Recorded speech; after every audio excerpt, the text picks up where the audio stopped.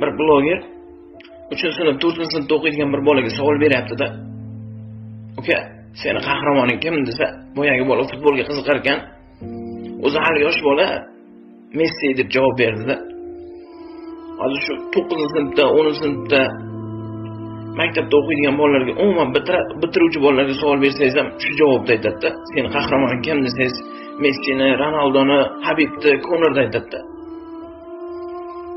Aslida men o'sha boladan seni qahramoning kim deb savol berganda viqor bilan shunaqangi bir chiroyli kayfiyatda bor ovozda faxr bilan dadam deyishini kutuvdim-da.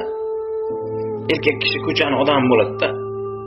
Shu uyda o'tiradigan ayollarga bitta gap, shu farzandingizdan kimdir seni qahramoning kim deb so'raganda dadam deb javob beradigan qilib qo'ying-da.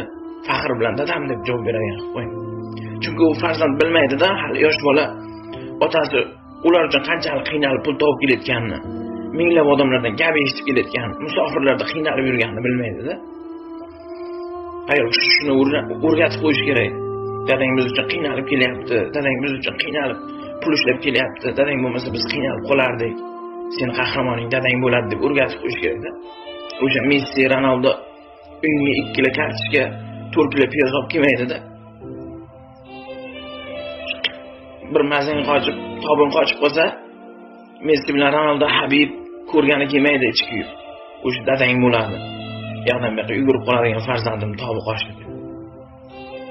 Bir bolacha ko'chada turib qoldim, bir bolacha ko'chada o'ynab turibdi-da. Aka roza tutdingizmi deyapti. Roza payti. Ha, tutdim uka, alhamdulillah desam, boyagi bola dadam tutolmadi. Bizni boqaman deb dadam roza tutolmadi deyapti. Nimaga? Dadang nima ish qiladi desam, dadam ustachilik qiladi, uy quradi deyapti. Bir 3 kun tutdi, kuchi yetmadi deyapti. O'sha seni boqaman deb roza tutolmagan zot dada bo'ladi-da. O'sha bolalar uchun baliqni eng lahim shirin joylarini berib, yo'q, baliqning boshi shirin bo'ladi deb go'shtni zo'rini yegan zot ota bo'ladi-da.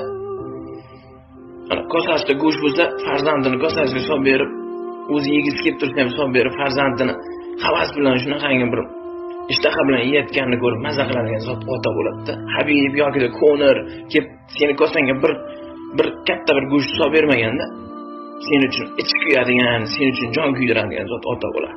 Men otam musofirlarga o'xshataman.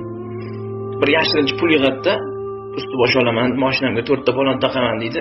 Uyda bir problema bo'ladi, bolasini mazasi qochadi. O'sha pulni olib borib ishlatadi. Sen uchun bor boyligini o'ylamasdan ishlatadigan zot ota bo'ladi. Ota qahramon bo'lmasa, qayerdagi bir